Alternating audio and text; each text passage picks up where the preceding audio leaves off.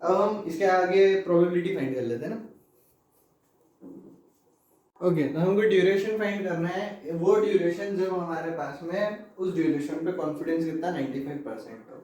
मतलब क्या कि हम प्रोबेबिलिटी फाइंड करेंगे z less than is equals to ts minus T upon sigma E की, और इज इक्वल्स टू आंसर कितना आएगा हमारा 95% आएगा। ठीक है, ये हमको दे रखा होगा क्वेश्चन के अंदर ना, मतलब हिंट के तौर पर एक चीज दे रखते हैं। क्या दे रखते हैं पता है कि T Z less than is equals to, क्या है इसका आंसर, 1.645 इज इक्वल्स टू 95%। ये चीज एज ए हिंट दे रखी होती है, ठीक है ना। अब ये चीज यहाँ तो डायरेक्ट दे रखी तो यूज करेंगे, नहीं दे रखी तो क्या करेंगे, वैसा तो दे रखा होगा, ठीक है ना। नहीं दे रखा होगा तो क्वेश्चन ही नहीं होगा। ठीक, अब हम लोगों को यहाँ पर टीएस और टीई क्या है ये पता कर लेते हैं। टीई मतलब तो हमेशा 19 ही रहना है। 19 क्यों रहना है, क्योंकि हमारा एस्टिमेटेड टाइम पूरे प्रोजेक्ट का 19 ही है। ठीक है, अब टीएस मतलब ये टीएस हमको इस क्वेश्चन में फाइंड करना है कि कितने टाइम की प्रोबेबिलिटी 95% है। ठीक है, ये टीएस मतलब कितने टाइम की प्रोबेबिलिटी 95% है, ये हमें फाइंड करना है। तो मतलब टीएस फाइंड करेंगे। कैसे फाइंड करना होता है, पहला तो ये चीज का यूज कर सकते हैं हम डायरेक्टली, और अगर ये नहीं है तो क्या करेंगे, ये नहीं है तो क्या करेंगे, देखना कि हम लोग 0.5 प्लस 4, रुक जाओ इसको पहले तो, हाँ ये तो हो जाएगा 0.95 हो जाएगा ये, ठीक है ना, क्योंकि परसेंटेज है। ठीक है, फिर इस 0.95 को ब्रेक कर देते, 0.5 प्लस 0.45 में। ठीक है, इसको ब्रेक कर लिया। अब ये ट्रिक है या फिर कुछ भी मान लो कि 0.5 को हमेशा एक अलग ही रखना है, और अब हमको इसके अंदर ना कर्व अंडर नॉर्मल फाइंड करना होता है, उसका एक चार्ट होता है। वो चार्ट रीड करना मैं फिर कभी बताऊंगा, बट यहाँ पर एक चीज ध्यान में रखनी होगी कि इसका फाई फंक्शन फाइंड करना होता है। इसका फाई फंक्शन हम जब चार्ट में देखेंगे ना तो यही वाला नंबर निकल करके आएगा। ठीक, अब मतलब सिंपल बात ये है कि इसका फाई फंक्शन फाइंड करेंगे तो क्या आ जाएगा, 0.645 आ जाएगा।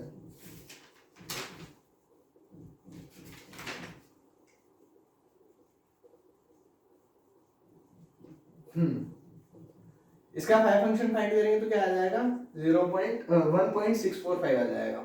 z लेस देन 1.645, और यही क्या है हमारा 0.4। बस इसको इक्वेट कर देना है, इसको इक्वेट कर देंगे तो क्या आ जाएगा आपका, कर रहा हूँ यार कुछ तो,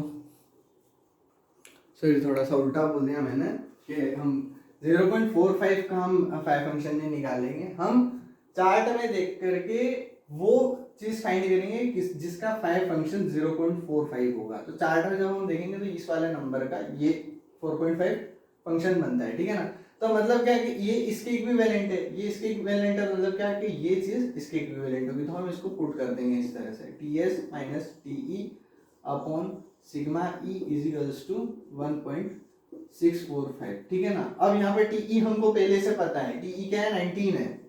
ठीक है, ये हमने क्रिटिकल पाथ जब फाइंड करा था तो आखिरी में अर्लीस्ट टाइम क्या आया था, 19 डेज आया था। ठीक है, इसको हटा देते हैं, इसका काम नहीं।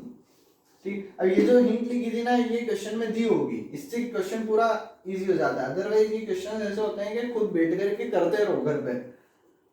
Okay, TS minus 19 upon sigma E is equals to 1.645। ठीक है ना, इसको भी पुट कर देते हैं ना, सिग्मा ई भी तो फाइंड कर लिया 3.02, इसको सोल्व कर देंगे ना तो टीएस हमारा क्या आ जाएगा 1.4645 3.02, और इस पूरे में से एड हो जाएगा क्या 19।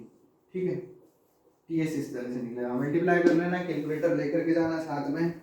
ठीक है, आंसर हमारा एस्टिमेटेड क्या आ जाएगा 23.967, इसको हम अप्रोक्स करके लिख देंगे 24 डेज।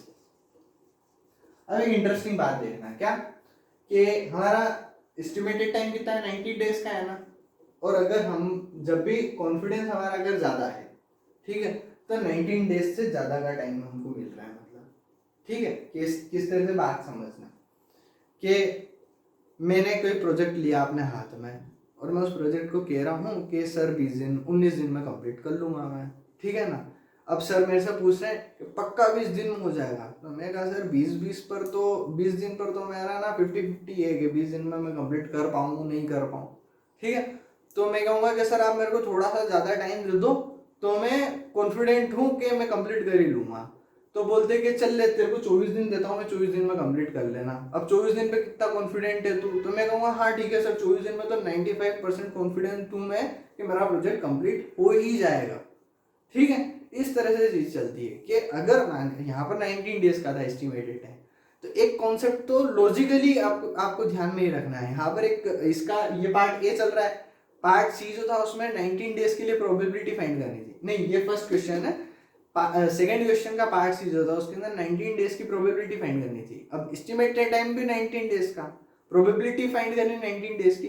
तो कॉन्सेप्चुअल बात है ये कि जब हम मतलब कि मैं खुद कह रहा हूँ कि 19 डेज में मैं कंप्लीट कर लूंगा प्रोजेक्ट, और पूछ रहा है कि क्या प्रोबेबिलिटी है कि तो 19 डेज में कंप्लीट कर ही लेगा, तो 50-50% चांस है ना। उसको न्यूमेरिकली सोल्व भी किया जा सकता है, करके बताएंगे यहाँ पर।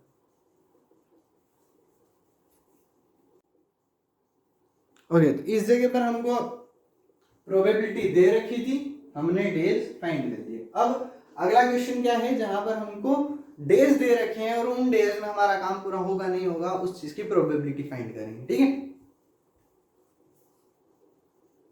ओके, अब हम क्या करेंगे, प्रोबेबिलिटी फाइंड करेंगे कि 22 डेज में हमारा प्रोजेक्ट कंप्लीट हो पाता है या नहीं हो पाता है, ठीक। कैसे फाइंड करना होता है, पहले तो भैया हम TS minus TE upon sigma E find कर लेते हैं। क्या आ रहा है ये हमारे पास में 22 माइनस 19 अपॉन 3.02, क्या आ जाएगा आंसर 0.99 आ जाएगा, ठीक है ना। यही हमारा क्या होता है, less than is equals to Z होता है ना, less than is equals to Z होता है। तो इसी को हम क्या करेंगे, less than is equals to Z लिख देंगे या फिर जेड इज इक्वल्स टू 0.99 लिख देंगे, ठीक है ना। अब सिंपल चार्ट पर देख करके 5 फंक्शन निकालना है 0.99 का, ठीक है। वो जब फाइंड करेंगे तो क्या आ जाएगा हमारे पास में, मतलब हम लिखेंगे कैसे, probability of z less than is equals to 22 minus 19 upon 3.02 is equals to क्या होता है पता है, 0.5 प्लस 5 फंक्शन ऑफ 0.99। अब ये 5 फंक्शन या तो दे रखा हो, नहीं दे रखा होगा तो डायरेक्ट कुछ दे रखा होगा, कुछ ना कुछ दे करके रखता है, ठीक है।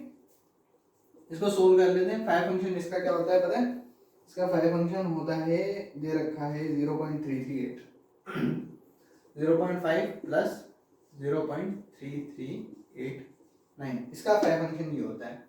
बस इसको ऐड करो और प्रोबेबिलिटी आ गई, सिंपल। इसको ऐड करेंगे तो क्या आ जाएगा 9, 8, 3 और 8.0, ठीक है। परसेंटेज में करेंगे तो ये हो जाएगा 83.89%। ये हमारी प्रोबेबिलिटी आ गई। अब ध्यान देना वाली बात क्या है कि जब हमको 95% की कॉन्फिडेंस था तब 24 दिन में काम पूरा हो रहा था, मतलब 24 दिन का काम पूरा मतलब 95% की कॉन्फिडेंस, ठीक है ना। जब हमको दिन थोड़े और कम मिले तो प्रोबेबिलिटी और कम हो गई, सिंपल बात, ठीक। अब अगला बी करते हैं हम।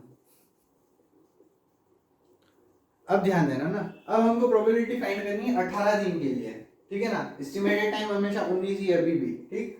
अब क्या करना, T z less than is equals to 18 minus 19 upon 3.02 is equals to क्या हो जाता है हमारा, ये आता है माइनस का 1 upon 3.02 is equals to minus का आएगा आंसर जो भी आएगा 0.3112, ये माइनस में आया, ठीक। ये माइनस में आया, प्रोबेबिलिटी निकालनी है, ठीक है।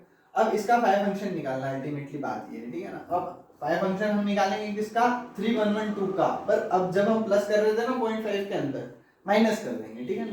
Probability of z less than is equals to, ये जो भी लिख देना, is equals to 0.5 minus 5 function of 0.3112, इसका 5 फंक्शन फाइंड करेंगे।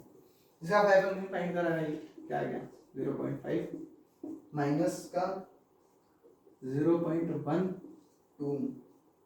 93, ये चीज दे रखी होगी हिंट के अंदर, है ना। ये चीज कैलकुलेट नहीं की जा सकती एग्जाम में बैठ करके, या तो वो पूरा पूरा चार्ट थमा दें, चार्ट नहीं थमाएंगे वो कि मतलब हिंट में दे करके रखेंगे कि पाई फंक्शन ये होता है, या फिर वो प्रोबेबिलिटी दे करके रखेंगे। ठीक, इसको ऐड करा, आंसर क्या आ गया 0.3707। परसेंटेज निकालेंगे भी सिंपल, 100 का मल्टीप्लाई करा 37.07%। अब ध्यान देना ना, क्या ध्यान देना, 24 दिन था तो प्रोबेबिलिटी थी 95%, 22 दिन कम हो गए दिन, प्रोबेबिलिटी और कम हो गई, 18 दिन कर दिए, प्रोबेबिलिटी और कम हो गई। अब जादू देखो भाई, सी के अंदर, सी वाला पॉइंट में हमको टीएस कितना दे रखा पता है, 19 डेज का। हमको 19 डेज की प्रोबेबिलिटी पूछ रहा है। अब टीई भी तो हमारा क्या था, 19 डेज ही है, ये तो हमने पहले ही कैलकुलेट कर लिया ना। अब प्रोबेबिलिटी फाइंड करना है, z less than equals to 19 minus 19 upon 3.02। ठीक, अब ये क्या आएगा 0.5 प्लस 0 ही तो आएगा, क्योंकि ये तो 0 हो गया तो 0 रहेगा। 0 का पाई फंक्शन क्या होता है, 0 ही होता है। 0 का पाई फंक्शन 0 ही होता है, तो बचा क्या सिर्फ 0.5। अब इसका परसेंटेज निकालेंगे तो परसेंटेज क्या आएगा, 50% ही आएगा। अब ये कॉन्सेप्चुअल भी बताई थी मैंने बात, यहाँ पर कैलकुलेटिव भी करके बता दी कि 0 का पाई फंक्शन 0 ही होता है।